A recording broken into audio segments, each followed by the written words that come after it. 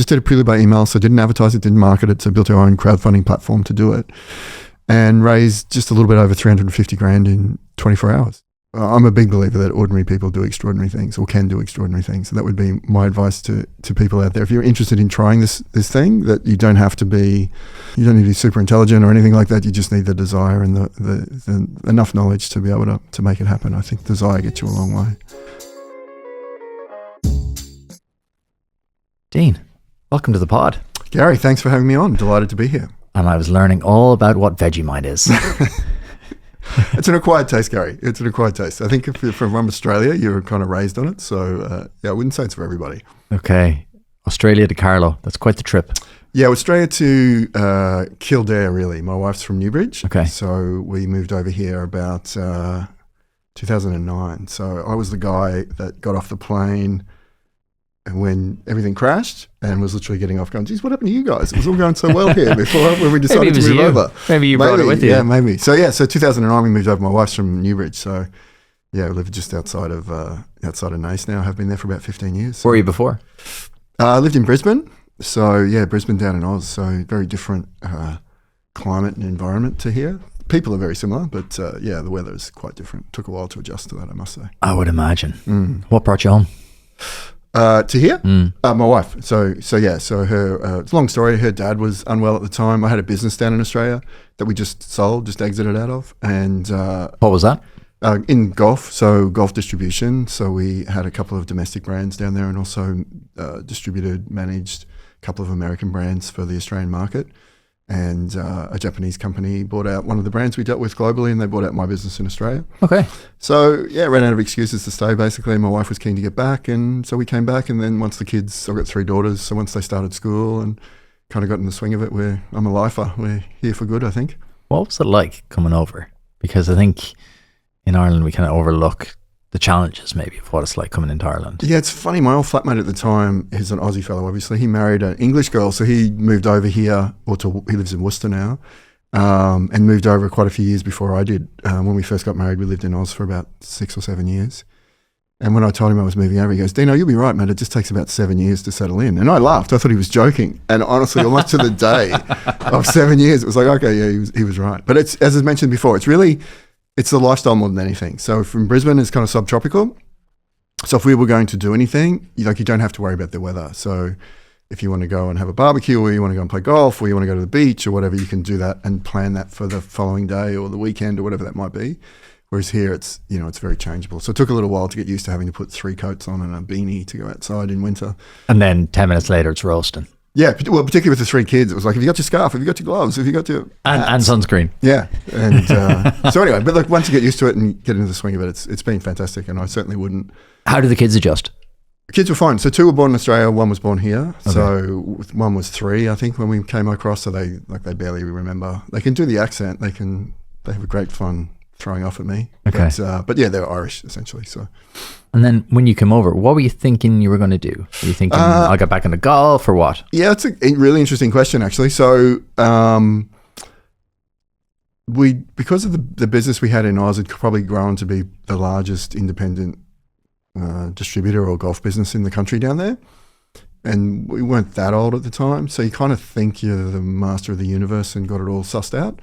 But you forget very quickly we'd probably worked in the industry down there for nearly 20 years. So you forget the level of connections and contacts that you develop over that period of time, and just what's that worth to you for whatever your next venture might be. And coming across to Ireland, obviously Ireland's a small market, so I knew we had to do something beyond or outside the borders of Ireland. So I looked to the UK as well, and really tried to do the same thing. So set up a couple of my own brands, or one of my own brands, and distribute for a couple of American brands. But discovered very quickly that when I got here that no one knew you were from Adam, and you were really starting from zero again. So that was a bit of a reality check to have to go from having all these connections and pretty much being able to get any major retailer that you wanted to talk to on the phone and say, hey, I've got this particular product, I think you should stock it, here's Y, X, Y, Z, and they generally go with your they trust you, they know you, you've built up the network, so you had all the knowledge but none of the network. Correct. And then you kind of ring these people and you can barely get a time to see them, and they barely take your calls, and it was tough there for a few years. It wasn't great fun. But anyway, then that kind of causes you to rethink what you want to do. And I was very fortunate. I started working with I don't know if you're familiar with it. It's not specifically a golf brand, but it's a sort of a luggage brand called Ogio, American company that they're big into motorsports, dirt bikes, that type of stuff, and make really fancy, unusual luggage. And they were getting into golf. And because I'd exited in Australia, they were looking to build their business globally to exit as well. Excuse me. So they approached me to develop their distribution for Ireland and the UK within golf. As part of the deal I signed with them, I negotiated to set up their online business for the EU, so all through Europe. Okay. And that was probably my second foray into online at the time. But I found that really interesting because we were selling more online than we were through the traditional B2B at the time. This is about 10 years ago. When we would take the product into the traditional retailer market, you would get pushback with, look, no, it's a little bit unusual, it's a little bit too different, my membership's not going to buy that, or my customers aren't going to be interested in that. And what was it? It was like luggage or golf-specific storage? Bags. Golf bags. So it was golf bags, but really bright coloured, unusual materials and fabrics, and quite out there. It's good stuff, it's cool, but yeah, very different from the traditional golf stuff. So I just found it was interesting that the consumer was really open to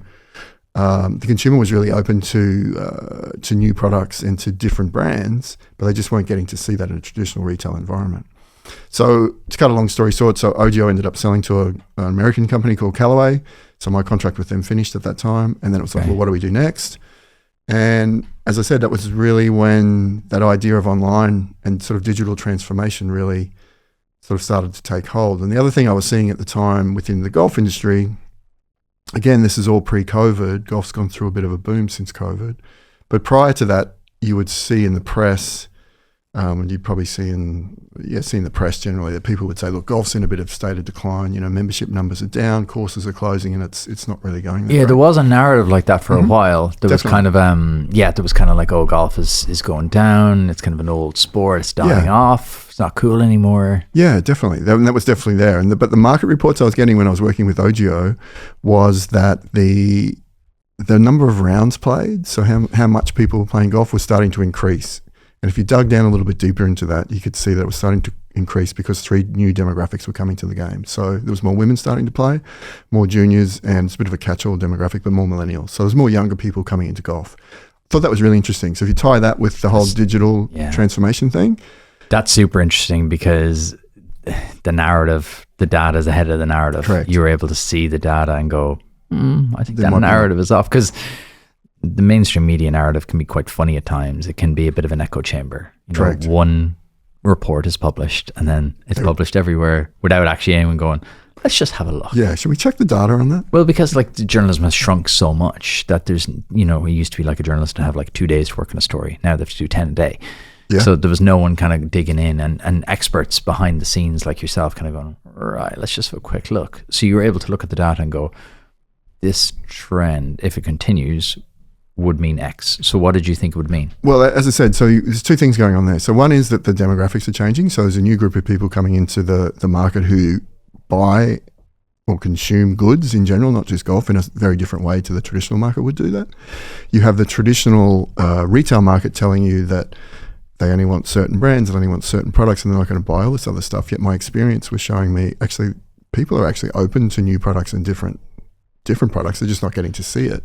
So you kind of put those 2 things together, and that's really what was the genesis for the idea for Seed. So we call ourselves a digital native direct-to-consumer golf brand, and that was kind of the strategy behind it. That's how we put it together, which all sounds great, and it's a great business strategy. It's a great line, but I'm going to write it down. But the next thing is, okay, once you come up with that little positioning statement, the next thing is, okay, we've got to make a product. What are we going to sell? And that was a bit of a challenge. So it was kind of like, okay, well, as I mentioned to you before, coming from Australia, it's not really, golf's not a seasonal sport down there. So you can play all year round, basically. So the weather's pretty good. You can get out all year round. So you don't have to worry about the variances in the weather. Whereas here, it's clearly seasonal, and there's a winter and there's a summer, and people play a lot of golf in summer, and they still play in winter, but they don't play as much as they would in the summer. So you kind of need I suppose what I'm driving at there is you kind of need a product that they can use all year round. So you're looking for a consumable type of product. And for us, that was golf balls. So people play through the winter here. That you're very hardy souls, and you will get out there and have a game. So they're still using golf balls, they're still losing golf balls, and they still will purchase them. But they're unlikely to, if we'd started golf brand selling, I don't know, golf drivers or golf irons or something like that, they're probably not going to buy those in winter. It's a slower purchase as well. You're not buying them every year, every week. You're buying them like once every 5 years, I correct, imagine. yeah, I was just going to say the time for that is about once every 5 years. Might have shortened a little bit, but it's generally once every 5. Okay, so talk to me about the idea stage, because I'm actually fascinated by this, because everyone has a different story of how they started the 0 to 1 piece. This is the bit I'm always really digging into at Founders, because to try and inspire people who are listening who maybe have that idea. How did you come up with the idea for Seed? As in, you had the data, then you were like, I'm going to create a direct-to-consumer company, and now we'll create the product? Or what? Talk me through the process of that. The brand came first, so it was very much the digital native direct-to-consumer golf brand. I think there's a market in vague terms for a new golf brand to emerge that talks specifically to those demographics I was talking about. And if you look at any of the Seed branding, the packaging is very different.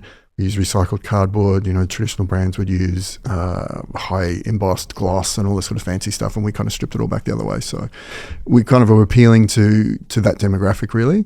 The brand came first, and then it was like, okay, to set up a business around that brand, as I said, that's a good business strategy, but then it's like, okay, well, what do we do next? How do we actually make this work? And so the idea of a consumable came into play, and then the logical step for that was a golf ball. And again, great strategy. That makes perfect sense, Dean. That is all sounding great. But then you've got to design a golf ball that plays as well as all these billion-dollar companies. And that was really the next challenge. So that took a couple of years to put together. Wow. And our value proposition is really simple, and it's same performance for half the price. So that's what we started out trying to do, was can we develop a product that will play as well as whatever the market-leading brands are and get it to consumers for less money than what they're paying currently. And we think if we can do that online, deliver it direct to them, to the door, that's a really sound business strategy that should work. So that was the basis for everything. Thanks for breaking that down, because it kind of re-emphasizes what I talk about in the pod all the time, is there's no one way. Definitely. Everyone's like, oh, what's the one way? I was like, there's no one way. That's why I love what I do, because like every time you talk to a founder, it's different. Some people are like, I just had this burning idea for this product, couldn't get it out of my head. And some people like yourself go, right, let's work through the logic flow here. What does the data say? What could I create? What makes sense in the market? The logical step by step. So like and you have to go with what works for you. What's your personality? What are you driven by? Are you methodical? Are you not? Like, that's brilliant. So 2 years developing a product. Yeah. What the hell did you do for those 2 years? Because that's developed a product. But that's how did you sustain both yourself and the interest? Okay, cool.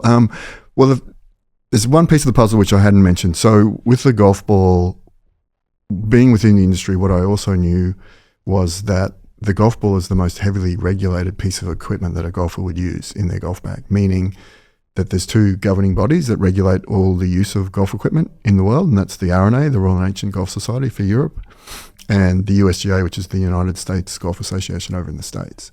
So there's a performance line that golf balls can't go past. So it doesn't matter whether it's us or whether it's the leading golf ball brand.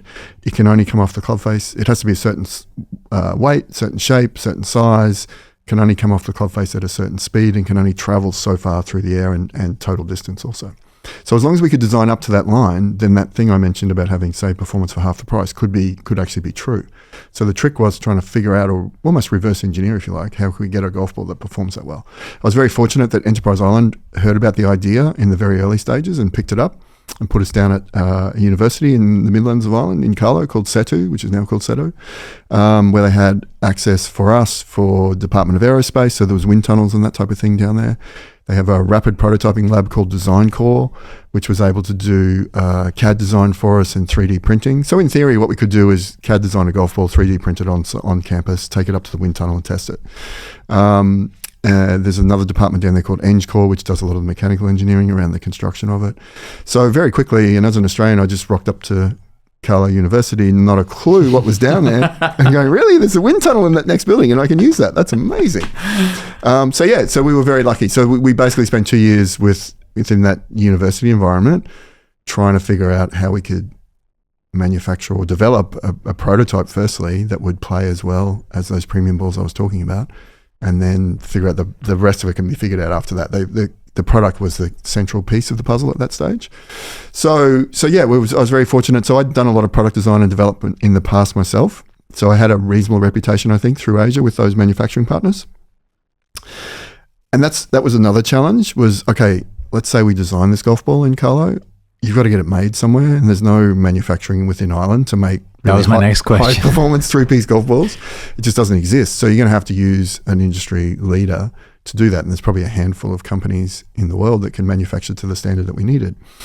So if I just, I don't know, was Dean off the street and was trying to find those manufacturing partners, it was probably quite difficult. So it was literally a case of getting on a plane, flying to Taiwan, which is where the golf balls are made, rocking up to a few factories and manufacturing partners that I knew, and essentially almost like an investor pitch of pitching them, okay, this is my idea, pretty much what I just said to you. This is where I think the market's going. This is what I'm seeing. This is where I think it's going to be. This is what's happened. I think, like, it can sound as though I foresaw a lot of this happening, but I think it's important to understand that golf is a very conservative and traditional and slow-moving industry. So all the stuff I'm talking about, digital transformation, had happened in other industries like 5 years before. So stuff like Brewdog would have been a company we would have looked at closely when we were modeling ourselves on. That might seem unusual, but I think if you look at that industry where, certainly when I first came to Ireland, say 20 years ago, when I first started coming over here, you go into a pub and you could get Guinness and Heineken and maybe Budweiser, and that's it. And you look at that and think, there's no way a craft brew company can crack that, and clearly they have. That's a good analogy, yeah. Yeah, and the other one was which is people use all the time now, but at the time it was kind of relatively new, was Dollar Shave Club. And again, the idea that two brands, Gillette and Wilkinson Sword, had about 70 or 80% of market share, looks unassailable, but those guys figured out a way of getting in there and kind of disrupting that industry. And I looked at golf and thought, that's really interesting. The top two brands in golf control about 70% of market share. What are the top two brands? In the UK, it's Titleist and Strixon, Strixon is the company that bought us out in Australia. So I knew their business quite well. So I kind of thought, that's interesting market conditions, and there has been disruption, which is kind of a catch-all world at the moment, but there has been, market changes, and there has been upstarts, challenger brands that have come in and made some inroads. So we kind of saw that as well and thought that could happen with golf. So it was really about putting that together. So to give those manufacturing partners I mentioned up in Taiwan credit, like, they're smart business people, and they could probably look at it and go, okay, Dean's been pretty good to deal with over the years, and this sounds like a reasonable strategy he's put together here. Let's give him a try. And if I look back to how we got started, obviously dealing with those large manufacturing companies, there's massive minimum order quantities that you have to reach to do production runs of unique golf product and all that sort of stuff. And if I look back at how I convinced them to start with, there's a photo on our Instagram page somewhere. You'd have to go miles back down, of the first pallet of golf balls we ever got in, and it's like half a pallet of golf balls. And I look back at that and think, geez, I have no idea how I convinced them to do that, but they did, and we sold all that out straight away, and then did it again, and it just grew from there. It shows you. I think your story is a great example of the power network. You suffered Correct. When you didn't have it, but then you were able to tap back into it and well, go, it's still right. there. I just used it in a different way. Yeah. What are golf balls made from? A lot of plastics. It's not a very environmentally friendly product, to be honest. So it's rubbers and plastics, basically, of a modern golf ball. It used to be like almost rubber bands wrapped around the inside of them, but that's all changed in the last 20 years. So yeah, rubbers and plastics. So you've 2 years to develop the product. Mm-hmm.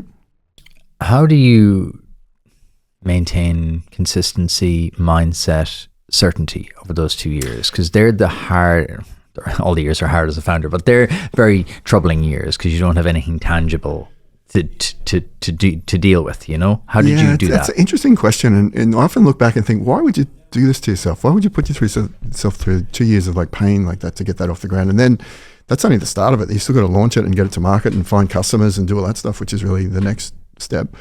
I don't know. I think I've always wanted to do my own thing. Might have a problem with authority. I don't know. I share that. I share that affliction or blessing. Yeah, sometimes it depends. So I always wanted to do my own thing, and was I think I just really believed in it. I just could see, and maybe nobody else did. And I had a couple of people through the Enterprise Island Network say to me, "Are you just doing this because you can, or because there's a genuine market need for that?" Like, a lot of guys at that level kind of didn't really see that we were doing anything that dramatically different to perhaps what was already gone there, and perhaps maybe their big thing was, what problem are you solving? That was their kind of big thing they put to you.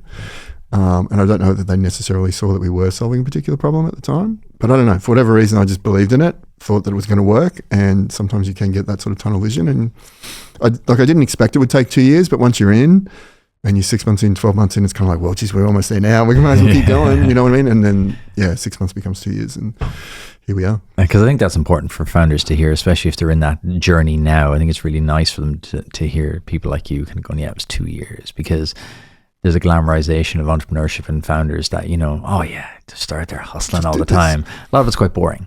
A lot of it's quite lonely and quite boring. And you're sitting in a lab or you're sitting in an office by yourself oftentimes going, that self-doubt does creep in, going, am I doing anything different? Maybe they're right. Maybe I'm not. No, they definitely, and I found it really an interesting process to go through, to be questioned, because it probably came from the thing I mentioned in Australia. Everything's spinning really well. Everything you're doing's working. Like, we rarely had a mistake or a pitfall, so everything's going great. So you don't really question it too much. It's like, yeah, I believe it to be true, so therefore it is. Yeah. And it turns out to be so. So it's almost like a self-fulfilling prophecy. But then when you are challenged, it kind of does set you back, where you go, well, actually, maybe that's worth considering. Am I on the right path here? Should I be doing this? Have they got a point? And you do. I found it really useful because they kind of broke me down, to be honest. So sort of 6 months in, I was seriously questioning what we were doing, if we were on the right path, because you're just getting so much different advice and people saying, yeah, you should try this, or maybe you should do this, or try this over here, and all with the best of intentions, but maybe not with the industry or product knowledge to know exactly what you're doing, I suppose. And so in the end, I kind of got to a point where I go, no, okay, I'm pretty sure I know what I'm doing here. I'm going to build it back up. So they kind of broke it all down. But what happened with that, particularly from an investor point of view, when you start pitching for investment, I knew that business plan inside and out. So still hasn't happened to this day, where I've been in a pitch where someone's asked me a question where I haven't been able to answer it. So you just know the whole thing back to front, and you know where the pitfalls are. You know what they're likely going to, where your weak points are that they're probably going to get asked on. So you're going to have a good response for that. You're just really well prepared. So at the time I thought, geez, this is awful. But looking back, it was like almost one of the best things that ever happened, because they really forced you to understand exactly what it is you're doing, why you're doing it, and who you're trying to talk to and who you're trying to target. And that was crucial to it working and being successful from when we launched, I think. That's a super important point, because early stage founders do get a lot of advice, and you nailed it there. Often 99% of the time with the best of intentions, but maybe not with the knowledge required. So you have to be so careful. You do. Yeah. Not to go too far the other way, to be belligerent, to go, nah, I'm doing it this way, but not to go too far the other way, where they shake your confidence to the point where you're like, oh, we're just going to stop here. So I think that's you've summed it up perfectly there, that kind of process of build it down, look at what's on the table, and then pick back up the pieces that you know to be true. That's very important, because logically, like, most businesses don't make sense. Well, yeah, they probably make sense to 2 or 3 people. Outside of that, on like a balance sheet or on like a business plan, you look at it and go, that doesn't really stand out or make sense. Well, I would say, to be honest, the balance sheet and the profit and loss and the cash flows, you can make them look as good or as bad as you want. That's true. Up to year 5, it's like this, up and to the right. We'll be doing 100 million in year 5, no problem. Like, honestly, it's and you can get too carried away with, or too lost in the sauce with that stuff. So for me, it was more about, is there a market? Is there a need? Like, will this thing sell, basically? Yeah. And because they're the only judges that matter, are the customers. Yeah. They're the only people at the end of the day that really matter. And I think the interesting thing about being in Ireland, coming from Australia again, fantastic country, fantastic market, great people, definitely a golf market for sure, but it is only small. So we would estimate we probably have, I don't know, somewhere between 10 and 12% of the total population of Irish golfers have tried seed or continue to try seed already. But it's only a small percentage of the world market, really. So you have to build something that can be sold globally. And I think that experience that I mentioned earlier with coming over here and failing kind of made me realize very quickly, look, whatever I do next, it has to have global potential. So it's great to be number 1 in Ireland, which I'd say we are for direct-to-consumer golf balls, easily. But it has to have potential to sell internationally. And that was always in the back of my mind when we were putting it together was, okay, is this a global play? Like, is it global potential for sales? I like that insight, because, we are a small nation. We are really small. Did that factor into what you were building? Because golf balls, I had someone on from a soap company, and they were like, I designed it because it was small, fit through mailboxes. And I was like, wow, that's a really different level of thinking. Well, you look at, 100%. So as I mentioned, it's a consumable. So if you really want to get into the business side of it, the ability logistically to store that product, to ship that product to people cheaply and efficiently is 100%. behind it. So we look at a box of golf balls, which is only a fairly small package, really easy to ship, and get to people. And as I said, people use them, they lose them, and they need to buy them again. So it's like the perfect product to start a direct-to-consumer it really digital is. native golf brand with. So Yeah. that's why we started there. There's a lot of similarities between that and the soap, because he's like, the soap just runs out. You have to buy more. He goes, it literally goes in your hands. Yeah. I was like, this is genius. Like, he reminds me a lot of you, because very similar, D2C set up. He's like, right, I'm going to pick a product. Okay, it's going to be soap. It's going to be this. And like similar trajectory to yourself, like globally. Yeah, he targeted in the US, like very, very similar. So that was always your mind to be global. Always, 100%. We got there a lot quicker than I anticipated. And again, the whole island story, being an Aussie, which I didn't realize, just how, like half of America thinks they're Irish in some form. Oh, it's astronomical. The numbers are hundreds of millions. Like, it's crazy. It's wild. And what I didn't realize is in all the different corners of the world where the Irish have traveled and gone to. So how we started the business when we launched was using influencers and content creators to essentially review the products for us. So we didn't pay for any of that. We would just get them to review the product for us. And what I didn't expect was the content creation space, YouTube essentially, is a very broadly distributed medium. It was going far and wide all around the world. So we would have Irish people in, Hong Kong, Singapore, Bahrain, all through Europe and America and Canada particularly, start to pick up the product. So we went from, I thought we'd start in Ireland and then move to the UK. So we might have had like 2 international markets, or, 1 or 2 international markets, perhaps in Europe as well. And very quickly we had, we got to within 18 months, we had like 20 markets we were dealing to. It was amazing. Wow. And it was really just the power of we were an Irish brand. So in the early days, I didn't speak at all because obviously I'm not Irish. And I didn't want to destroy that myth that it's not an Irish product. This AI software could dub you. We'll give you an Irish accent. We'll dub you. Yeah, please. I lived in Cork for a while. I can almost do a Cork accent.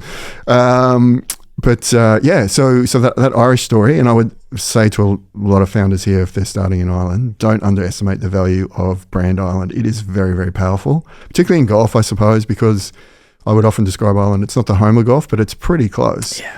Definitely a bucket list trip for Americans in particular to come over here and play all the, Royal County Downs, Royal Portrushes, Ballybunion, Lahinches, all those sort of places. As for a small country, you hit above your weight, punch above your weight for the professional level. Rory McIlroy, Shane Lowry, Padraig Harrington, Darren Clark, all major champions.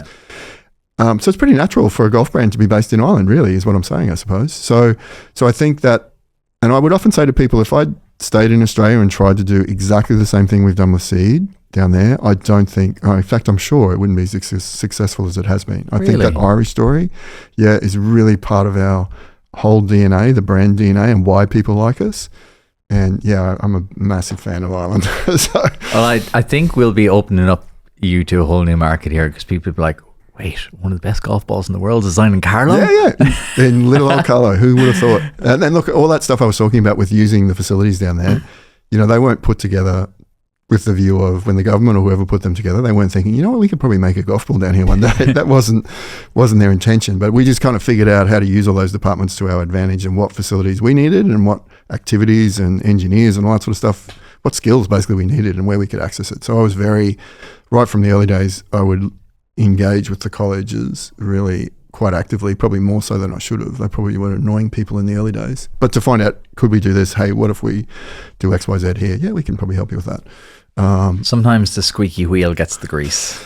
I think that's just Australian thing of you just go, well, yeah, we'll just go and find out how we just kind of do it, we're going to get it done. So it's a good attitude. I think you have to. I think Irish people, we can be a wee bit too sure, whenever. There's no such word as no, I don't think, for an Australian. They probably would say no to me, but I would find a way around it, or find a different way to do it, the same thing. So, but look, Seto's been fantastic, Enterprise Island's been fantastic. So it's been a great experience through the whole thing, really. So day one, the pallet lands. Yep. Talk to me.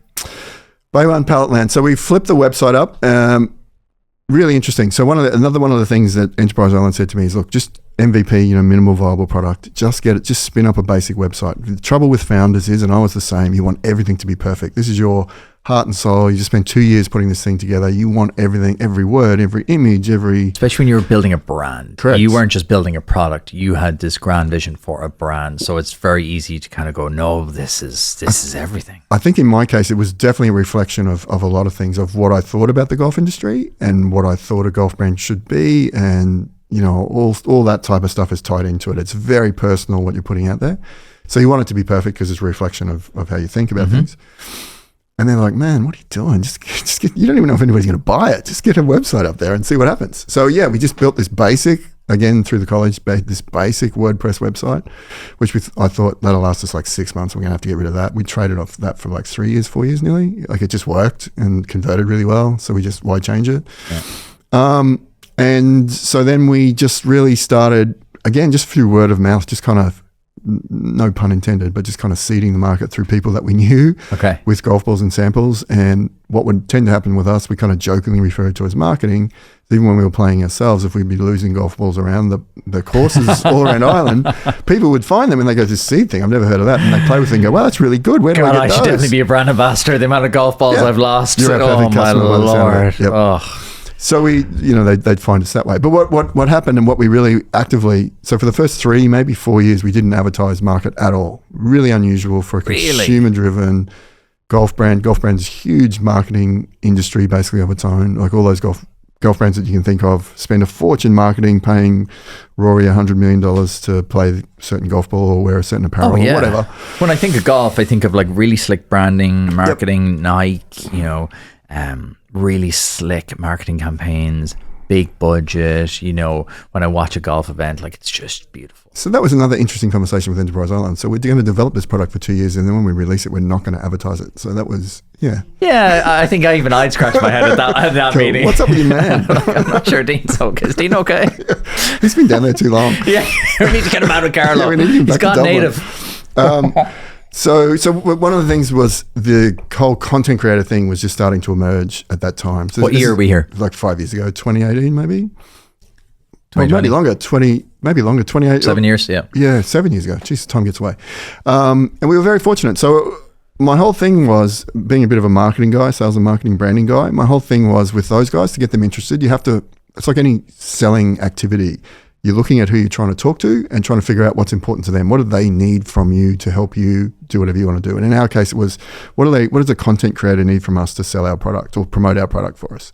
So essentially we created a content story for them, a really unique one. So that whole thing of not advertising, very unique for a golf brand. The whole thing of not putting a bunch of marketing BS, I suppose, for want of a better term, behind it. Not saying, look, it's 10 yards longer than anything that's out there. It's the best product in the world. It's played on tour by Rory or whoever. So we didn't do any of that, which is really, really unusual. So all we would do was, when we would send the product to these influencers, content creators, YouTubers, literally send a couple of dozen balls in the mail, like unsolicited, they haven't asked for them, with a very simple letter from me, handwritten, saying, hey, we've just developed this thing. This is how we've done it. We've done it here in Carlow at a university. We think it's really good. How about you tell us, good or bad, you just tell us what you think of it. We'd be really interested to get your opinion. And I think for those guys who are used to getting a bunch of press releases from companies saying exactly that, this is our new golf product, it's 10 yards longer, it's played on tour by these people, and it's the best thing ever, which is just a tired old message. They got this unusual thing from this weird guy, Australian, in the middle of Ireland making golf balls, going, wow, that's different. I haven't seen that before. Good hook. Yeah. And then they would test them. Was that intentional, Dean, that you weren't doing advertising, that you were kind of going counter against everything? That was intentional. 100%. Okay. Part of the strategy, yeah. Definitely. Well, as I said. Bold. Yeah, well, I just looked at it and thought, well, if we're going to do this properly, if you're going to do that challenger disruption thing, then whatever a normal, you have to be different. So whatever a normal, and that kind of suits my personality as well. I just don't like the run-of-the-mill normal stuff.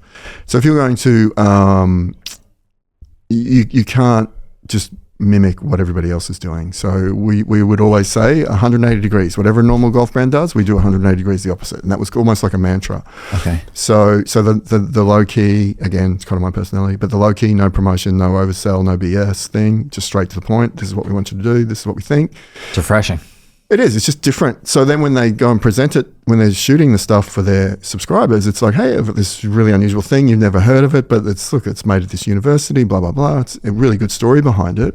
And then they test it. And what would happen is they'd flash, because everything's computerized, I suppose. There's all like launch monitors, swing monitors that get you all this data now on how stuff performs. So these guys would literally take the number one selling product and go, there's its data on its spin rates and its distance and its peak height and all this sort of technical stuff, and here's the seed, and they get to the end and go, wow, it's pretty much the same. Wow. And then so it all took off from there. So I can remember the very first one we got was a guy called Peter Finch over in the UK. He's huge. Now one of the biggest influencers. He was just getting started at the same time as well.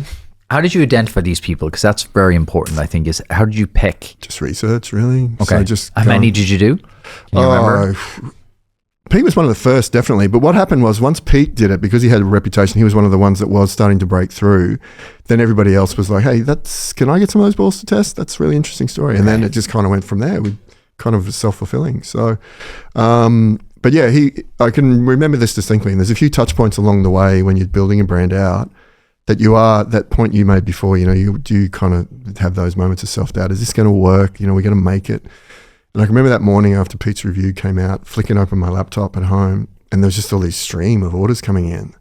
Oh, wow. And I'm like, wow. And so I went down to my wife. posted the YouTube video. Was it YouTube that evening, or what was it? Yeah, YouTube video that evening. So like a half an hour YouTube video on our product. Half an hour. Didn't get massive views, but got like 30,000 views, say, in 24 hours maybe. Anyway, the next morning, as I said, there's all these, and I went down to my wife. She was still in bed, and I said, "Hey, Lindy, I think we're going to be okay. I think this is going to work." And that was kind of you're looking for always along the way. You're looking for touch points, and then I'm fascinated at those little inflection points of companies because I think we all have them, and it's always trying to pick them out to see what it was. So he posted up the YouTube video, and like a 30-minute video, like you're pretty engaged. Yeah. If you're going to watch 30 minutes of anything, you're pretty engaged. Well, you had to get to the end to get the performance data, so you wouldn't purchase it without sitting through that whole thing. So, it was an in-depth, like it wasn't him just hitting 3 balls going, yeah, they're okay. Yeah. It was like a proper review. And as I said, then a whole bunch of other people that were trying to get into that content creation space then reached out to us and said, hey, can I get some to test too? And so all of a sudden we went from having one video to having 10 or 15 in the space of a month, and off it went from there. And as I said, that whole Irish story, when people are in Bahrain or Hong Kong or America or wherever, seeing that stuff and then wanting to purchase it as well and get that little touch point of Ireland and help the small guy. So is that what happened? It kind of seeded out through all these different influencers, content creators, and then the ripple effect of like their followings would buy, and then the Irishness people would start popping up. So what would happen in the early days, so before we really started advertising, so if you play golf on a Saturday, so again, the touch points I was talking about, so I've worked on a lot of different brands over the years, some really big ones. I've never worked on anything like Seed. So to give you an example of that, so in the early days, we'd get people, say, buying golf balls off us on like a Thursday or something, and then they'd play with them on the weekend, and their mates would be on the tee, and they would give away a sleeve, 3 golf balls to their mates and go, oh, hey, have you heard about these Seed golf balls? They're made in Carlow, whatever. Okay. And you should try them. And then we'd get an email on Monday or Tuesday saying, hey, I bought a dozen balls off you last week. I gave them away to my mates on the weekend, and I need to get some more off you. And you stop and think about that for a minute and you think, wow, our customers are using their own money to promote our products for us. Like, that is unheard of.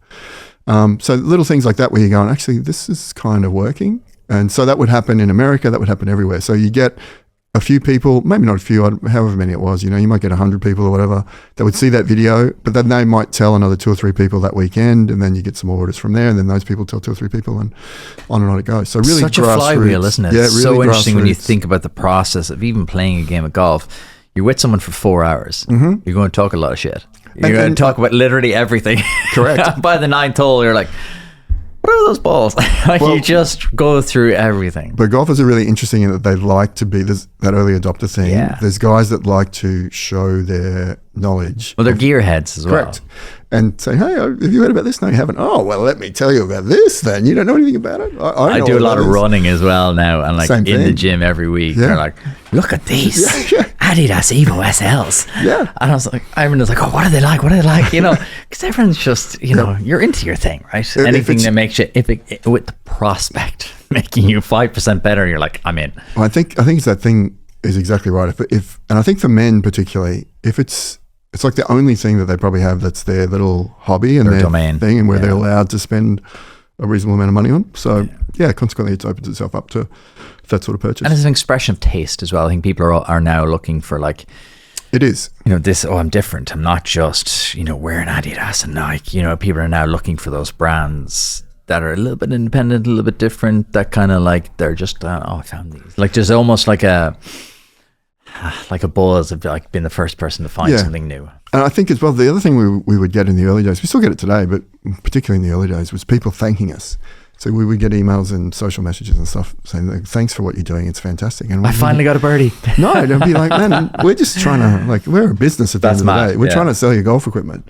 But people would appreciate it. And I think there's something really unique or interesting, particularly in the current economic climate where everything is getting much more expensive and cost of living, all that stuff you hear, not just in Ireland, but it's Australia, it's America, it's everywhere. If you're a company out there trying to do the right thing, so by that I mean giving people a really high quality product but for a fair price, people like that. People will respond to that and appreciate that, and I think you can grow some brand loyalty pretty quickly from that position. It's a pretty nice space to be, I think. It takes courage and belief in yourself and your business idea to take the step to set up your own business. In the early stages, entrepreneurship can be a lonely road, even through milestone moments. Deciding to commit the idea you've been mulling over, learning, growing and developing your skills, building a team to help you along the way, and preparing to launch into new markets. Enterprise Ireland is there for all of those startup moments. From providing advice and guidance to new founders through our startup network, to pre-seed funding and early investment, we're here to help you bring your ambition to fruition. To find out how Enterprise Ireland can help you on your startup journey, visit enterprise-ireland.com. Hey, quick heads up, if you're still in Windows 10, you need to know it's going out of support this October. That means no updates, no patches, just risk.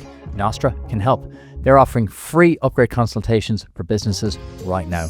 Hit the link in the episode description. Before we dive into today's episode, I want to share a game changer for your business, Azure Communications. When it comes to print and marketing solutions, these folks, led by CEO Jenny Johnston, are the real deal. Whether you need an eye-catching brochure, sleek business cards, or a full-blown digital campaign, Azure Communications has you covered. They're not just about high-quality prints or digital campaigns, they're also about delivering great results. And here's the best part. Just for listeners of the Entrepreneur Experiment, you can get 20% off your first order. Just give them a call or go online and use the code VOX20. With personalized service and fast turnaround times, Azure Communications will help you make the impact your business deserves. Trust me, when it comes to making your brand stand out, Azure Communications is the provider of choice. Check them out at azure.com.ie, use code VOX20 and elevate your marketing game today. Was it expensive to build up this company? We very much bootstrapped, so we've kind of done it on a smell of an oily rag, but we did have to raise some capital along the way to make it all happen. So I was very fortunate that, I met a couple of people in the early days that were pretty significant to making it, giving us the wherewithal, not a huge amount of money by any stretch, but just giving us enough to keep going and get to the next level and expand and grow. And so, as I said, we started with just one golf ball, one design, took 2 years, and now we've got 6 or 7, I think. 6 or 7 balls. Different design golf balls, of which there's probably different colours, which aren't super difficult to do, but there's probably 18 SKUs or something in golf balls now. So it's expanded quite a lot, and we've done some other products as well. So you need to be able to continue that development process. You need funding to be able to do that. Yeah, that's what I wanted to ask you, because anytime I talk to a product manufacturer or someone who's built a product, we had Kaylee from Cash Beauty in recently, and she was like, I developed my first product and then realized I needed to keep developing. Talk me through that process. Like, so you got your first ball. What was in your head then? You're like, okay, great, one ball is selling. Do you need to keep offering the customer something new, or how does it work? Yeah, 100%. So it's proof of concept first. So really what you're looking for is A, could we do that thing that I meant? Well, there's three questions we're really trying to answer. Is one, would people believe that story that I just gave you? Would people believe that a small little dinky brand from Carlow could develop a golf ball that plays as well as the market leading products? Like, is that a believable story? Second one was, would people buy from a brand called Seed that they've never heard of? And the third one was really, would they share that story with their friends? And once you start ticking those 3 boxes, which we did really early on, you kind of go, okay, we're kind of working okay here.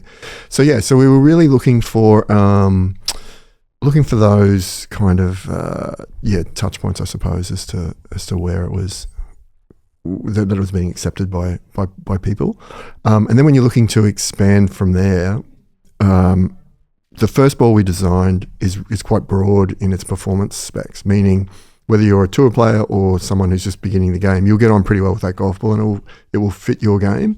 But then if you want to kind of start to drill down a little bit more to that and maybe get something a little bit more tailored to your game, that's when the other products come in. So the 3 other what we call pro golf balls that we have in the range are just slight variances of that first ball we designed. So one will fly a little lower, one has a little softer feel, one has a little bit more spin.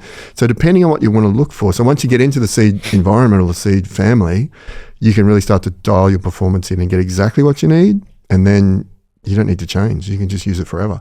So that was kind of where we were trying to get to. But you have to prove that first one. So we just started with one, just see if there's a market for it, see if we can get people to use it, see if they like it, see how the reaction is. And then once we started to do that, then you can expand it out from there. But I would say with D2C, because we tend to go back to the same people all the time, like we'd use email reasonably heavily, you do need, and that thing you just touched on with people liking the bright, shiny new objects, you do need new products to come through to keep engaged with those people of like, oh, we've got a yellow one now, we've got an orange one, or we've got some new alignment device or whatever we've developed to kind of keep it interesting for them. So yeah, you kind of, if you're in D2C, you constantly, you don't need to reinvent the wheel all the time, but you need a stream of new products coming through reasonably regularly, maybe once every 6 months, just to keep people engaged and interested in what you're doing. And it works for social and content creation and all that sort of stuff as well. What's your main channel? Where do you get most of your customers from? Because you talked about it there, it's mainly referral, it was mainly digital influencer content creators at the start. So as you're now more of an established business, so you're 7-8 years old at this stage? Yeah, 7 I think, yeah. So you're getting up on 10 years now, so you're becoming quite an established business. What's your main channel of reaching your customers that works? We use a few different things. So we don't use Google much at all. So if you're talking customer acquisition, like how do we find new customers? Yeah. Hardly use Google, which would be really unusual in our field, I would think. Tend to use still use the content creators and influencers, but in a different way. So we would do a lot of sponsorship of specific content series that will match with our brand. So we just did one in the UK with a guy called James Robinson, who's fairly well-known content creator over there, where he had this series. So every Sunday he would produce a video for us for a year called the Next 100. So rather than playing the top 100 golf courses in the UK, he'd find the next 100 underneath that. Clever. And it kind of fits with our branding. So he's trying to find good value experiences where you can still go out and have, a proper golf experience, play on a good golf course, and maybe it's links, maybe it's parkland, but not having to spend 300 quid to do it. I like that. That's fits really smart. Really well with us. Yeah, love that. So we do stuff like that, which works really, really well. And those guys, you can't underestimate the strength of their relationship with the camera and with the people behind the camera, the viewers. And if they're recommending you genuinely, as long as it's genuine, if it looks as though it's paid for, that doesn't tend to work as well. But if it's genuine, if they genuinely like what you're doing, then they can bring a lot of their subscribers or viewers across with them. So we do a lot of that. Paid digital, we use Meta mainly, which is Facebook and Instagram, which I find fascinating because I don't know anybody that still uses Facebook, but it's still a very powerful tool. Everybody says that to me. I'm the same. I don't use Facebook at all. Same, and I would look at it and think, well, surely we get more business from Instagram than we do from Facebook. But no, the through paid particularly, 80% of it comes in through Facebook rather than Instagram, which I find fascinating. So it's always, you have to test your assumptions. Like we talked about earlier, you always have to test your assumptions to see, am I right, or is that just what I believe? Yeah, correct. And TikTok's something we're looking at the moment. So we're trying to get TikTok Shop up and running. I think there's, it's really interesting in that, I keep saying 5, but say 7 years that we've been doing this. So when I started, those content creators, as I mentioned, were just getting started themselves, similar to ourselves. So there was no pay for play. It was just like send them, really every one of those reviews, if you go on YouTube and type in Seed Golf Reviews, there's 100 of them, more than 100 probably there, and we haven't paid for any of them. It was literally just the cost of product to ship it to them. Whereas now that's the major brands have noticed all this happening and are starting to come into that space, and there's a lot of pay to play. So that's when you say pay to play, what do you mean? Well, if I was not necessarily for the reviews, but like that content series we sponsored. So the reviews are great. There's a bit of a timing issue there. So when we release a new product, so say like this year, we just had a new one that was just released. It's a second generation of a ball we've had before. Just won a gold medal over in the States for performance on a thing called Hot List. It's Golf Digest, which is still a reasonable publication over there. Names their best new balls for 2025. Wow. We were on there, got a gold medal, which is great. So they'll do a review on that like right now, but then, okay, what happens next month or the month after and all that type of stuff. And the other thing is, if you're not paying for it, you can't really determine when it comes out. So it fits their schedule rather than yours. So what we try and do then is the guys and gals that look as though they or have a genuine like for what we're doing, we'll try and partner with them. And that series that I mentioned is how we overcome that and try and develop content that's there all year round. I love that. That speaks to me because like I do the podcast every week, every year for the last 6 years. And like I prefer when I can work with people over a long time. Yeah. Because it's more authentic. Podcasts are quite passive. Like people are listening to me and you right now. There's going to be people in the gym, people out for a run, people doing like the big weekly shop, you know, and I always ask people whenever they say, oh, listen to the pod. I'm like, where? Tell me how. People listen when they're going to bed. Yeah. If you're one of those people listening when you're going to bed, I'd find that very bizarre. How you, people, I was at a dinner and this guy, it was like a big long dinner with like 10 people. Your man like leaned across, he goes, listened to you last night in bed. And everyone's like, that's an odd opener. I'm not sure if my voice is really the right tone. That's what I said. I was like, oh, you're like a nasally Tipperary accent to lull you into sleep talking about business. I was like, that's not something, but it's fascinating, but it's a passive medium. But like that, people listen every single week and the trust is built. I read a great thing. There was a new product of a company I really like launched this week and it got a huge backlash. And someone was posted underneath like, trust is built in drops and lost in buckets. I was like, that's very true. So like you build week after week, year after year, whereas like I have a lot of creators I follow and like when I know they'll give you an honest review.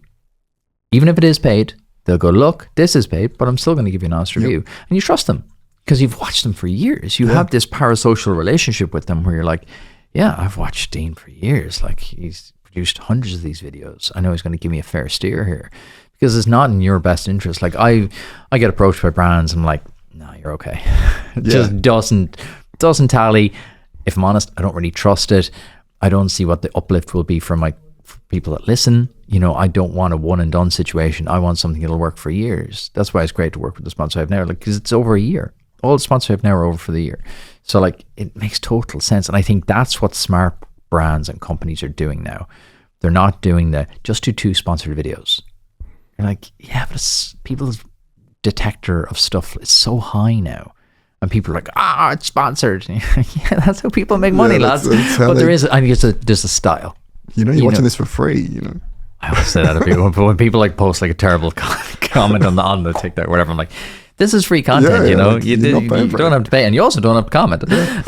But like the content creation space is so interesting, but I think there is an evolution now, and you've obviously hit on it very early in that, you know, take a long-term approach to content. Don't take it, and we talked about it just before we hit record, of like, you know, content is quite hard to do it well. It's very difficult. So like to be able to do it over year after year after year, and that's so much more effective because you mightn't watch every one of those top 100, but you might watch 20, 30, 40, and you're like, okay, he's playing with seed. Do you know what? I'm going to give that a crack. I'm going to go play that course, and I'm going to get that ball, and I'm going to see can it beat his score. Golf is beautiful because it gives you all these different metrics and stuff you can play.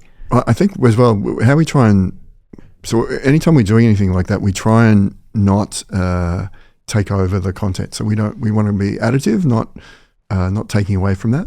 So how we'll try and get the content creators, this is kind of like behind the curtain a little bit, but how we try That's what we're here for. Yeah, how we try and get them to do that. So say on that particular series we're talking about, if the guy is chipping into a green, maybe he's got to chip over a bunker or something and he needs the ball to check up or stop really quickly, you know, get it to spin, he will generally add something in where, wow, that seed really checked up there. That's amazing. I love that. Oh, you know, it's kind of additive to what he's doing, and it doesn't come across as a paid, hey, I'm using the seed SDO1 today. Yeah. And, you know what I mean? You're not about to put and go, now, quick word from the sponsor. So it doesn't take away from the viewing experience. It doesn't jar. No. It doesn't jar you out of the, I think that's very important too, especially for long form. So I watch YouTube every day. I think to not jar you out of the, oh, okay. Now I've lost the narrative here's of like the paid ad. Kind of, and I don't care. I go, good for you, because obviously I'm in the business, but like I always go, good for you, you get paid.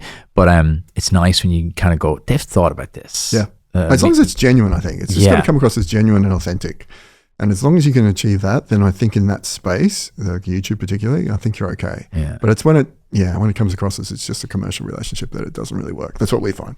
So we're very, very much looking for people that have a genuine interest and like of what we're doing, and then we try and work with those people. So has there been any other major inflection points you point to and go, oh, that was a moment where things really changed? For us, well, this is the 3rd year in a row that we've won one of those medals I mentioned in the States. So probably this one was the first time where I go, well, 3 years in a row, like that's pretty impressive from this little dinky brand from Carlow that we've been able to.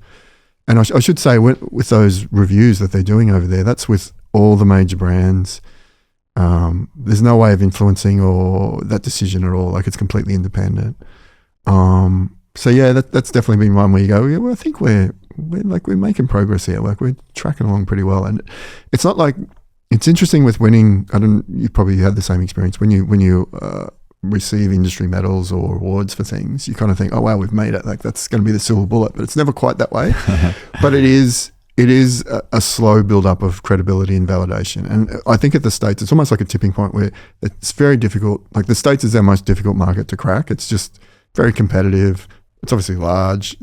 In golf, because it's high net worth individuals that tend to play golf over there, competing against not only golf brands, but luxury brands, Rolex, pharmaceutical companies trying to sell erectile dysfunction medicine and all this sort of stuff. It's noisy. It's very noisy. The States is noisy. So I think it gets to a point where it's hard to ignore what's going on. It's hard to ignore that there's not some groundswell of support. And we're probably coming at it from a different angle, as where most brands would go to America first, build it there, and then take it to the rest of the world. We're kind of building it around in the rest of the world and then taking it to the States. So we've had a operation over there for a couple of years, and as I said, just opened one in Australia, which makes 4 now. So we have an operation here, one in the UK, one in Oz, and one in the US. So yeah, it's very quickly becoming kind of a global operation, I suppose. How do you maintain the challenger brand mentality as you become a big brand and become part of the mainstream conversation? That's a really great question, actually. There's a brand that started at a similar time to us in Germany that does kind of the same thing, more or less, and they've having that experience at the moment. So they did the reverse to us. They went straight to the States and kind of have grown quicker than we have over there, and have just got to the point where they've taken in a lot of VC money and have gone B2B and sort of gone away from the D2C thing.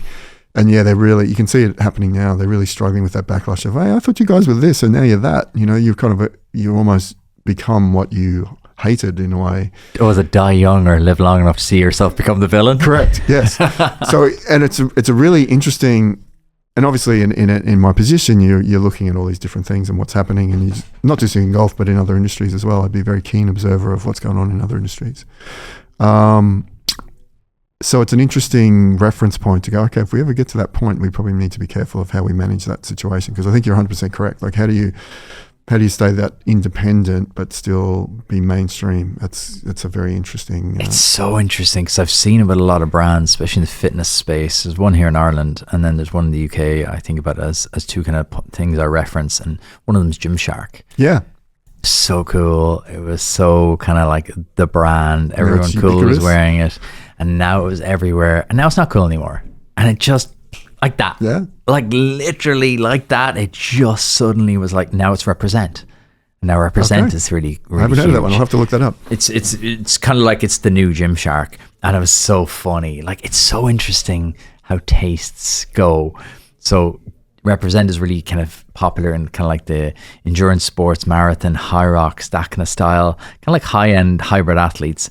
And I was at a high rocks a few weeks ago, and it was just like Represent everywhere. And this guy turns to me and goes, thank Christ I didn't buy that Represent top during the week. I'm never buying one now. Oh, really? And suddenly it had changed. Wow. And I was like, wow, it's so quick moving. So tell me about high rocks. So that's like the next version of triathlon kind of thing? Yeah, it's kind of the new CrossFit kind of triathlon thing. So it's exploded. Yeah, like, a mate of mine's from Australia that I used to play golf with, actually. He doesn't play golf anymore and has become, I think he's, for his age group, I think he's like 2 or 3 in the world or something. Wow. Yeah, I think he's pretty high up there. It's intense. Like, people really get into it. Like, Ben's doing one at the weekend. I did one 2 weekends ago. It's really like all encompassing, because it's kind of like golf, in like it's quite metrics driven. Okay. As in, like, you can kind of see your scores. You're given a very detailed breakdown. As soon as you go over the line, you're given a breakdown going, this is how long you spent here, here, here. And it takes you this length of time, and you've crossed the line. Your time is flashed up on the big giant screen. Happy days. Very metric based, which is good. Happy days if it's good. Very unhappy days if it's bad. And then you get your photo taken behind this giant screen. They're marketing. Yeah, if you're big into marketing. So if you're into data and performance, that sounds like you'd be right into it. Okay, cool. It's so beautifully done in terms of the marketing, in terms of the growth. You're a marketing guy, so you'll love it. Go and look at how. I'll send you a podcast after this of their founder, just how they run their events. It's interesting. I hadn't heard about it. I don't know, maybe 6 or 12 months ago. Now I see it all the time. So it's everywhere. Because there's a couple of magic formula pieces you'll appreciate, because you made a really good point there about Australia being a 24/7, 365 golf environment and Ireland not. So these guys have got around the fact that, like, marathon is seasonal, triathlon is seasonal. They used to do a lot of cycling events. Okay. They're like, it's quite seasonal. So all the events are in giant arenas now. Gotcha. So they go all around the world all the time. So Ireland is in November. Like, no way are you putting on Yeah. a sporting event outside in Ireland in November, but they have the whole RDS. There's a running track in the inside of the RDS, Okay. totally controlled. So I was wondering if, so the represent thing, I wonder if they saw that, we're talking about markets moving and marketing opportunities moving, if they saw that as a potential growth area and just jumped in early, really. I don't know for sure, but I would say they did, Yeah, because a smart couple move. of their athletes are High Rocks elite athletes, Okay. and they live it as well. George and Tom, who were behind it, like, they live it. They run marathons, they do High Rocks, they live the brand, as in they live that lifestyle. So they were, I think, able to, I think what you said, like your point with the data, I think they could see where Where it was brands going. and things were becoming much more lifestyle driven. Yep. People are far more balanced. So on this pod, I talk about the business, the brain, and the body, because people are far more lifestyle driven now, about, like, I don't want to just work all the time. Especially after COVID, people are like, I had a wake up point here. I think that's an interesting point too, as well, with that thing we were talking about with the big brands, where sometimes it looks unassailable. Sometimes when they are so big, and I had this interesting conversation with, it was actually a female or women's golf publication, like golf website in the UK. And they were doing a preview, or a profile rather, on Seed and on myself and all that type of thing. And we were chatting away about advertising and marketing just in general, because I'm just interested in that stuff. And I said, have you seen, there's been a big push towards women getting into golf and trying to support that and all that type of thing. Maybe it's just for appearance more than anything. But she was saying they really struggled to get the major brands to support the publication and the website and the content they were developing, because their marketing manager would say, look, 80% of the market is men, so we need to spend all our money on that 80%. And I think that's what you're talking about with High Rocks, is what creates that opportunity. Is those guys sometimes are so big and so focused on their own little industry 100%. that they don't see these, or don't have space to get to some of these new emerging markets. And I think for us, for challenger brands, that's where you need to be, is when stuff's kind of new and moving and different. That's where you can sometimes make hay. And if in that case that takes off really, really quickly, happy days. You can see it. You're bang on the money there, because I've done it now for just shy of a year, and even last year was different. Like, so it did no gear sponsor for a while, Right, okay. and then Puma came in. Okay. And Puma were fairly Well known. ish. They That weren't wouldn't be a great fit for that particular activity, I wouldn't think. Though. right. So, like, Brand fit, I mean. you're kind of going, oh, Puma. I can't remember the last time I bought Puma anything. Yeah, I know, right. And then suddenly, like, the Puma High Rocks range is everywhere. Like, Gotcha. everyone is running in Puma, because everyone's like, and then There you you go in. It's very clever. You'll love it. You should even just go to the one in November just to look at how they've done it. So it's literally like exit through the gift shop. You come in through the gift shop. You come in through this giant special built store, and then have all their brand partners there. So Built by Athletes, My Protein, Red Bull, they're all there. And it's funny, you've seen them come on over the last year. Oh, now these guys are involved. Now these guys are involved. But it's so interesting to see the challenger brands come in and go, yeah, we'll grab a piece of that, because you have to. Yeah. You know what makes you start somewhere. Well, the big guys either don't see it, or take too long to make a decision, or don't rate it, don't see the data. I think you're dead right. The challenger brands have to look at these things and go, yeah, like you saying there, but like, we're going to go into TikTok shop now early, because there's probably hay to be made there. Yeah, well, I think there's an opportunity for us in that there's not a huge amount of activity just yet. Like, I'd say the major brands are a little bit wary of TikTok. Should we be in there? Like, what are we supposed to be doing over there? So I think for us, there's less headwind to get involved in there. But I think the point you made about the two guys that started High Rocks is really interesting, because it's authentic. And I think with us, like, they're authentically into that whole activity, that whole space. And I think for golf, I think we're probably a bit the same. I think with my background, and my old man was a golf pro back in Australia, and just kind of growing up in the industry and all that type of stuff. I think it's very authentically golf. So I think people can see that. And yeah, I think if you're trying to, I don't know, pretend to be something that you're not, I think that's difficult to create a lasting brand out of that. For sure. Where's the next big opportunity for you in golf? I think the US is really that's kind of like the holy grail, I suppose, and would be for everybody. Still, even now? Yeah, I think so. Well, yeah, we're only small over there, definitely. Like, we'd be nowhere near as big. If we could get the same market share over in the States we have here in Ireland, we'd be laughing. So it's a challenging market, though. Like, it is competitive, and those major brands that I'm talking about, like, they're not keen on giving up any of their market share to us, for sure. So they're hanging on for as much as they can, and they've definitely, since we've kind of emerged in that newer space and looking at it from a different angle and looking at different marketing opportunities and how we can reach golfers in a different way. It's taken them a few years, but they've caught up pretty quickly, and they're now going, oh, right, okay, we need to be over there and doing some of that stuff. And as I mentioned, instead of what we could have done for in America particularly, quite economically, is now becoming expensive because they're throwing their weight around. So if we can figure out how to crack that market, it's 60% of the world market. Generally, it would lead the global market, meaning if you're big in the States, you're pretty much big everywhere, more or less. So our strategy is a little different. We build it around outside of America and kind of coming from the flanks. So what was your thoughts on the Live Golf? It's interesting as an Australian. I have no real issue with it, and it's a bit of a long-winded story, but I can go into it if you like. That's what we're here for. We used to have a golf tour back in Australia. So I mean, like a proper golf tour. So you'd have 13, 14 events through the summer.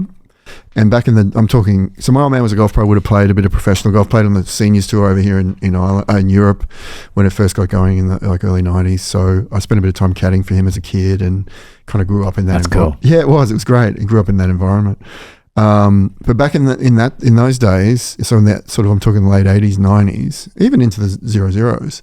So the US tour would run from kind of March till October, and then it would die off, and there'd be nothing really happening from sort of October to March. So Australia had that window where they could run their professional tour in the summer months down there, and they'd get guys like Jack Nicklaus, and they'd get Jordan Spieth, and Tiger Woods came down there. That's where he got busted having an affair, I think, before he crashed into the water hydrant. He took his mistress to Australia. So I think that was one of those events. Wow. So anyway, they used to be able to get people down there to play on the tour. And Greg Norman, who's a bit of a polarizing character now, but would have been the driving force for that. So he was a bit like Tiger Woods of the day. So he would go back to Australia. Obviously, he's an Australian. And he was like the Pied Piper. So he would bring the sponsorship with him. He would bring the events with him. And he had the name and the contacts. Yeah. Correct. And all those, but consequently, all those young professionals who I would have played a lot with as a junior had a pathway to becoming a proper professional. So I'm talking Stuart Appleby, Robert Allenby, John Sandon, all these guys won on the US tour, but they had this pathway because Greg had created this tour in Australia to allow them to do it. Well, now since the US tour has gone to a 12-month season, that doesn't exist. So that Australian tour is gone. Wow. It's still there, but they play from, like we used to have, I don't know, $2 or $3 million tournaments that took them 20, 30 years ago, whereas now they play for 150 grand. So it's still there, but much smaller scale. They've lost all that sponsorship and they can't get anybody to play. So consequently, there's no pathways for young Australian touring professionals to get through. So long-winded way of saying PGA Tour has done nothing for Australian golf down there, and Liv has come in, bought an event down there, which has been hugely popular. They've actually, I heard rumours that they also fund this thing on the Asian Tour called the International Series, which is essentially a way of promoting and getting more money into professional golf on the Asian Tour. And they had said to the Australian PGA, we will run an International Tour Series event prior to the Live Adelaide event and after also. So there'd be 3 events they'd bring down there for a significant amount of money. And basically the Australian PGA was told by the US PGA, so I'm led to believe, allegedly, not to take that money because it would be, in breach of their relationships or whatever they had. So they've kind of quashed any growth of that tour. So I look at Liv and think, yeah, man, if they're happy to spend money on golf and if it's good for Australian golf and they generate interest down there, then yeah, have at it. And I think the US tour the PGA tour I'm talking about just looks at America as the only thing.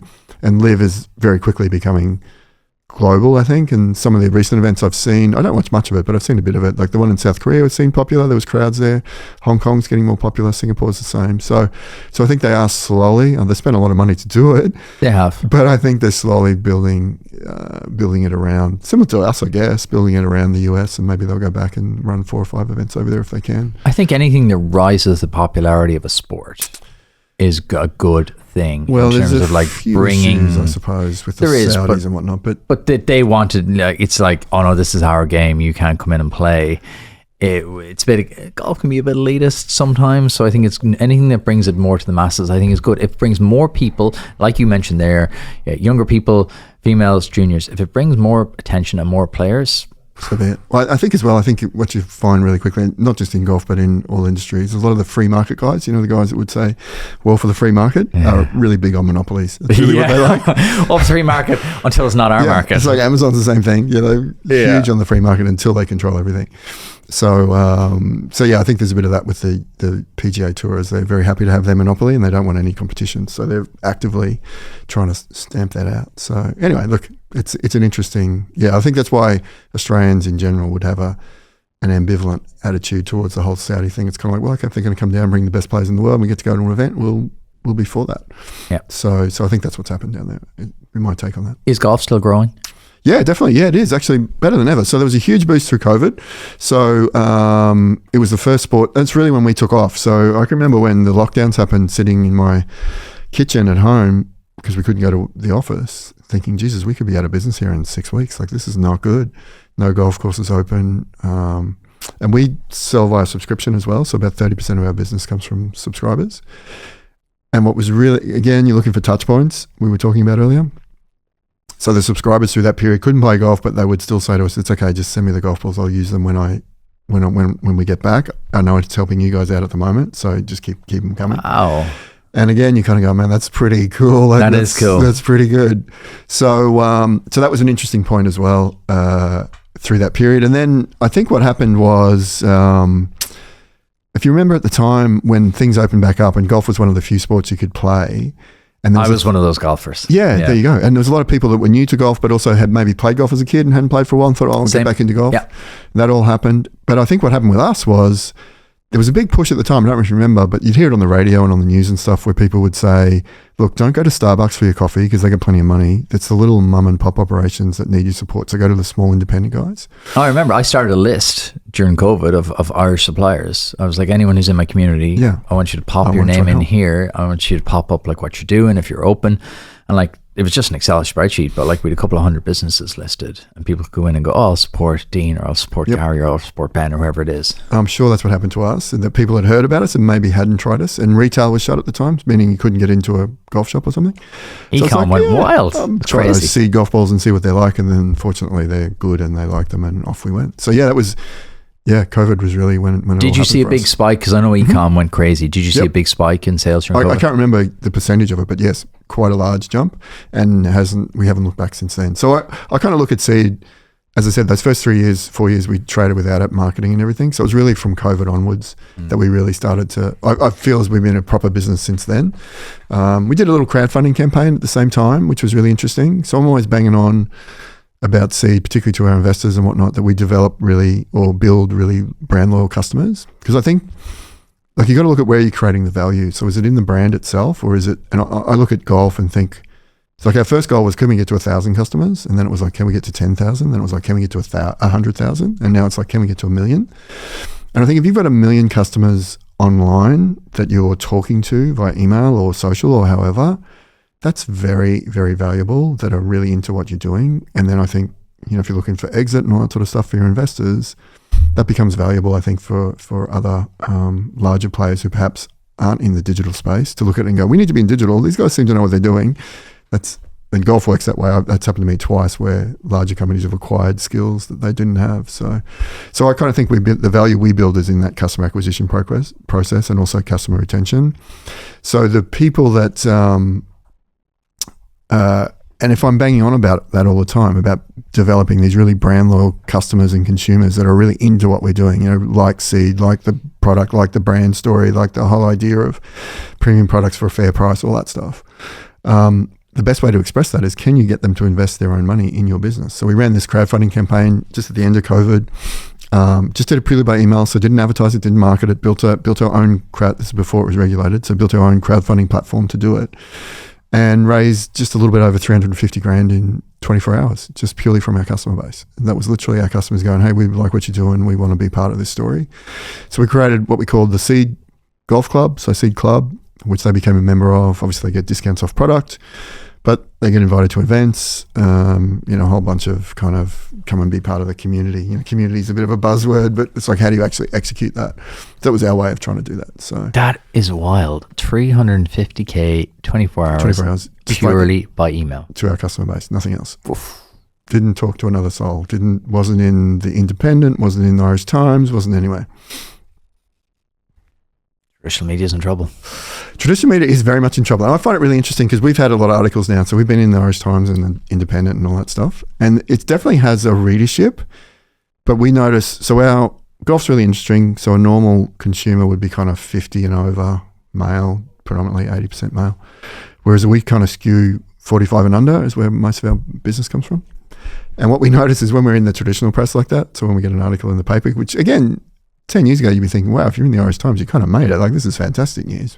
So you do get business from it, but it tends to be of an older demographic. So it's helpful. It's all validation, but it's not like, it's nothing like what it was. It's really changed dramatically. So I just can't stress how much business we get from those reviews. It's wild, those influencer reviews, both in business and traffic and all that type of stuff. The huge, powerful lesson here is know your customer. Don't assume, don't guess, don't test, try, experiment, if you will. But it's true, like, because I've chatted to so many founders and they're like, oh, we're trying this, we're trying that, we're trying the other. I was like, yeah, but like, who's your customer?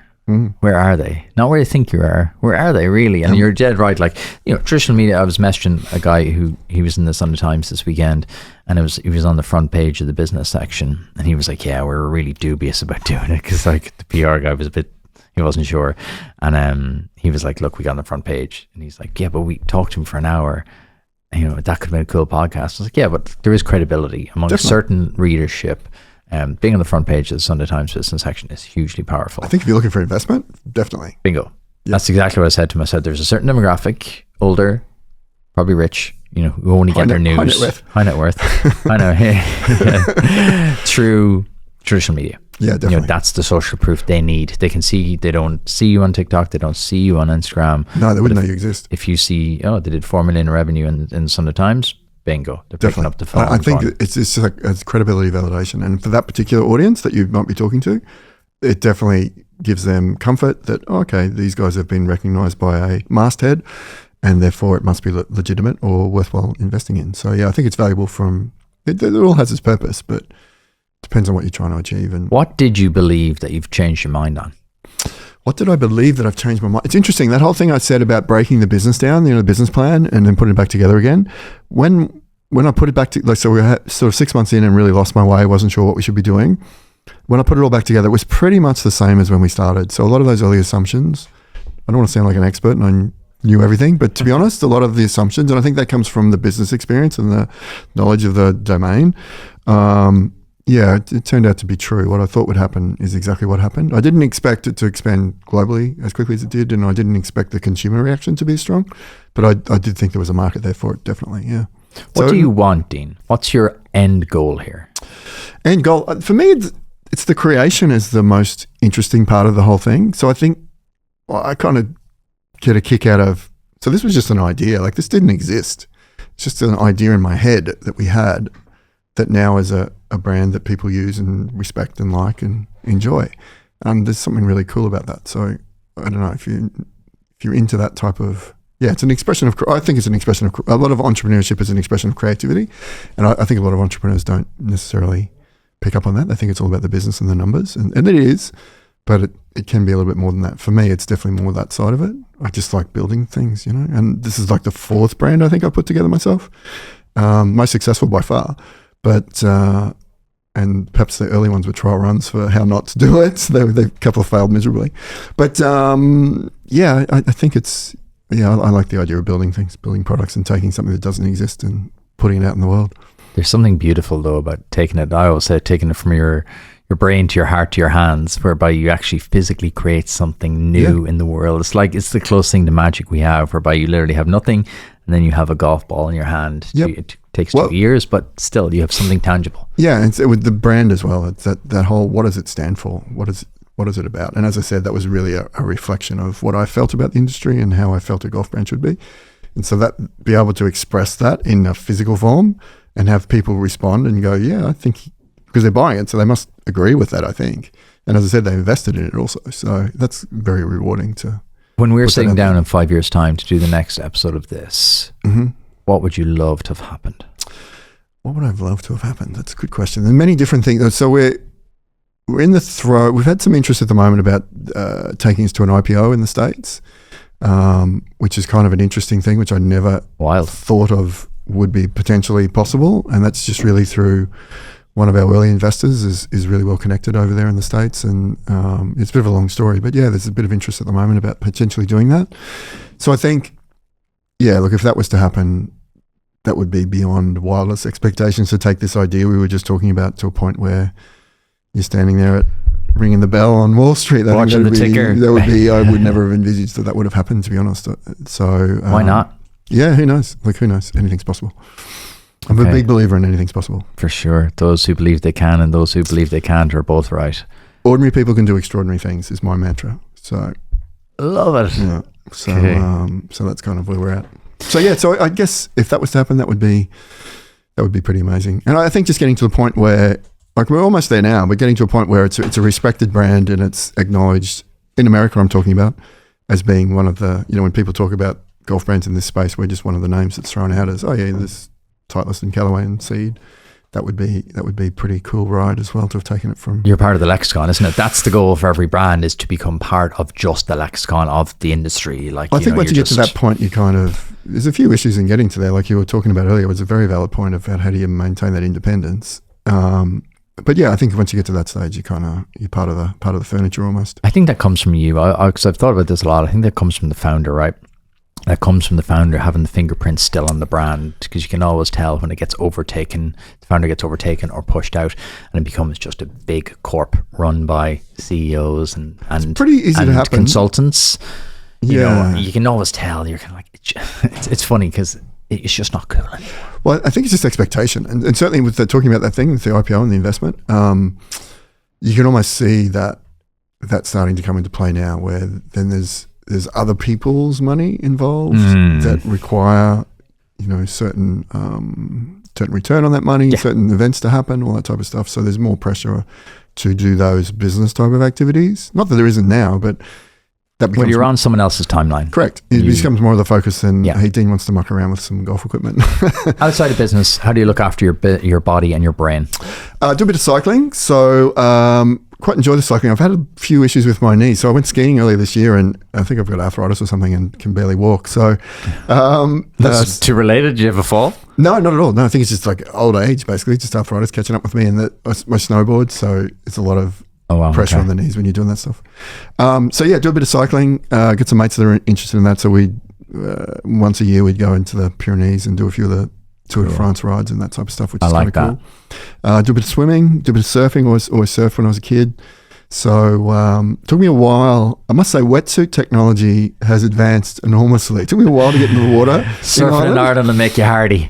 Oh man, it's the best. Honestly, you have some of the best waves in the world, and it's getting known now, but you got some good breaks. And I'm a bit too old to handle most of them, but there's a few around that I can still get out in. You're not getting towed up by a jet ski off the coast of Sligo? No, definitely not. But it's good, and I really enjoy it. I just like being in the ocean, and I've kind of got used to the cold water. It's refreshing to be out there now. I kind of find it. Now there's a seasonal activity from March to October. Well, to be honest, the water temperature doesn't drop much, so it doesn't really make much difference. Some days in winter you could be out there and it's warmer in the water than standing on the land. So. How do you then mentally, how do you keep kind of sharp, or how do you maintain that balance between work and play? I'm that's a good question. I'm pretty family orientated, so that's kind of like always been family first for me. So I suppose one of the things that appealed to me about the online digital business was when my kids were young was to be able to spend the time with them as well. So I kind of wanted to be the guy that could do both, that could do the family thing and build a business around that was substantial. So far it seems to be working okay. It's taken probably longer than perhaps it should have for that reason. But yeah, that kind of keeps you, having 3 daughters, mate, they're very quick to... What age is they? They're 9, once you started up at UCD, 19, 18, 16. Wow. So they keep you grounded. I'd imagine. And yeah, they don't let you get too far ahead of yourself at all. So it's good. You said something beautiful there, and I think there's this notion that you can't do it all, and I disagree with that. I think I 100% want to be the guy that did it all. Yeah, I think it's nonsense. You get one life, and you have to live it on your terms. And I love the fact you said that, like you designed your life around what you really wanted. Well, I was lucky that the previous business of this failed, so I kind of had no choice. Like I had to do something else, and I thought at the time I probably got one more. I think I've got one more brand in me, and I've got one more play in me to try and do this thing. I think I can do it. I know it hasn't worked out to this point. I'm probably telling you how I explained this to my wife at the time. But I think I've got one more play. I think I can do it, but I just need to rethink it a little bit. And sometimes those failures are are great learning experiences if you look at them the right way. Like you could easily get hard on yourself and think, geez, you're an idiot. Why did you do that? But I think if you actually look back and why did that fail and what did you do wrong and learn from that, I think that can be really valuable. And certainly wasn't my case. So at that time, the kids were young and it was kind of like, okay, well, I could go and get a proper corporate job, but that's going to be up in Dublin. I live in Naas, so that's going to be I don't know, 2 hours a day travel plus the 10 hours a day work. Like that's not going to be great. So yeah, let's have a crack and see if we can get this thing off the ground. I love that. And patience. Doesn't have to happen overnight. Patience, grasshopper. Yeah. Would have been better if it happened overnight, but yeah. Oh, look, I'd take to be the biggest podcast in the world tomorrow, but I'm on the road. But we'll get there. But to be fair, if we hadn't taken that time, would it have been as well thought out and well executed as it was? Probably not. Like if you'd rushed it, probably could have got it to market and maybe something would have happened, but maybe it wouldn't have done what it's done. Easy come, easy go. I think that's a definite trend. You do see sometimes things blow up on TikTok and they don't have the systems and the experience and it blows up. Someone talks about an influencer suddenly talks about it and they call it the hug of death. They get like this massive influx of orders and the whole system falls apart. We've had that happen a couple of times, yeah. They take on, you touched on it there, take on dumb money. They take on the wrong money. They take on people who push them out of the business like we've seen it happen. I think there's a lot to be said for patience, time, decide what you really want, learn from what didn't work in the past. Don't just keep making the same mistakes. Enterprise Ireland helps to support and fund a vibrant startup ecosystem, providing supports, insights, and network connections to the most ambitious Irish startups. From expert advice to raising funding, exploring opportunities in international markets, to strategic planning, Enterprise Ireland is here to support you in those important startup moments. For more information about how Enterprise Ireland can support you on your startup journey, visit enterprise-ireland.com. Enterprise Ireland, helping Irish startups go global. Quick fire round time. Okay, fire away. What book should every entrepreneur read?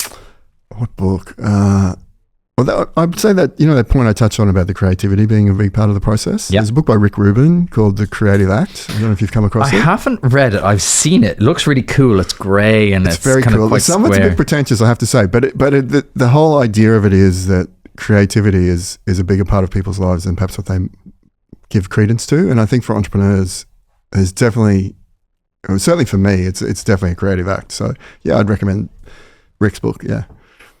What's the most, what price have you paid for your success? I've probably purposely tried not to pay too heavy a price for it, but I would say setting up a startup like this, so there's 2 years that we've been focused on a couple of times where you give up a lot of earning potential. So you could look at your peak earning period. So I'm into my 50s now. So 10 years ago, like you're in peak earning period, you could look at it and say, well, I probably could have been earning X if I was doing a proper job. So you definitely pay a price for that. But, perhaps maybe it takes 10 years to get there, but perhaps it all washes out at the end of the day. I certainly wouldn't change anything. I'm very glad I've done what I've done. It's been a few, hasn't been easy. There's been a few times when I would have preferred to have a little bit extra money at various times, but yeah, like we're fine. There's always that balance in your head going, no, just keep with it. Just keep going. Keep with it. It's going to work out. Keep trucking. Speaking of money, what would you do today if I give you 10 million euro? 10 mil, man, I'd be up in Donegal in a heartbeat. You wouldn't see me. I'd be on Did not see that answer coming. I thought you were going to say Brisbane. No, well, I love Donegal. My wife's family used to have a place up there, so we spend a lot of time up there. And I think it's a great part of the world. Fantastic golf courses, great surf beaches. Yeah, I'd be 6 months a year up there and 6 months probably back home. 10 million Donegal, you're going to be balling out up there. You're going to be the... It's not about the money. It's the lifestyle. So if I can enjoy my later years and, just walk off into the sunset, I'd be very happy with that. Nice. And similar question, except I want you to invest in one person. I'm going to give you €1 million. I want you to invest it in one person or one company. Who is it? If I was pressed, I'd probably say Amazon, to be honest. I think the last stats I saw in the States that over 50% of all internet business goes through them. And it's a monopoly, and we've dabbled with dealing with them, and I don't like dealing with them, but I have to, mad respect, you have to respect the business model. Don't hate the player, hate the game. Yeah. It's a very impressive business model, and they've got it all covered, and it works brilliantly, and I can't see any way or any way that that's going to change. So if I had a spare mil, I'd probably just invest it in Jeff and let him do his thing. Let the player play. If you're starting from zero again in 2025, what would you build? What would I build? Good question. I think that content stuff we've talked about, I think there's a massive change going on. If it hasn't already happened, it's happening right now in moving from traditional media that we talked about into new media, for want of a better word. So I'd probably build something in the content space and look at how you can, I think how we communicate with people and how we get messages across, which is really valuable. And that's what we've used to grow Seed. I think that's probably where I'd focus some attention, because I think in time that's going to be very, very valuable. What do you believe that other people find weird or strongly disagree with? I think that point that I mentioned, that you could still have a family life and do this, I think some people struggle with that a little bit. And the other thing I come across a lot, talking particularly in the US with investors, is that capital is more important than labor or the individual or the idea. And I think without people like me to do this sort of stuff, the capital is worthless. Like, it doesn't, and it's just going to sit in a bank somewhere. Like, it needs people like us, like entrepreneurs, to actually go out there and create something with it. So which has more value? I would say the entrepreneur has more value than the actual capital, but people would argue with me about that, depending on who you're talking to. I would agree with you, but then we're biased. What's been your worst investment? The one prior to this. So I tried to start a golf brand before this, which I think was a better idea personally, but failed miserably. So I might come back to it in some point, but yeah, it was a golf brand I tried to start up in hardware, in the traditional B2B market, and just failed miserably. It was a disaster. Every misstep leads to the right step. Correct. Here we are online. So that one was in the industry more or less that I was in before. That was before OGO. And opportunity. What's been your best investment? This one, Seed, by far. Yeah, it's been great. What's your final sentence of advice for every founder or aspiring founder listening? If you can leave them with one piece. I think I'm a perfect example of, I'm a big believer that ordinary people do extraordinary things, or can do extraordinary things. So that would be my advice to people out there. If you're interested in trying this thing, that you don't have to be, you don't need to be the I don't know, you don't need to be super intelligent or anything like that. You just need the desire and the enough knowledge to be able to make it happen. I think desire gets you a long way. So ordinary people can achieve extraordinary things. What a finish. Dean, that was just such a pleasure. Thank you so much. Thanks for having me. Now, where can people go and order some Seed Golf? It depends on where you are, but if you go to seedgolf.com and just to our website, you'll be able to find us all there and work away. Nice. Dean, pleasure. Thanks, Gary. Appreciate you having us on.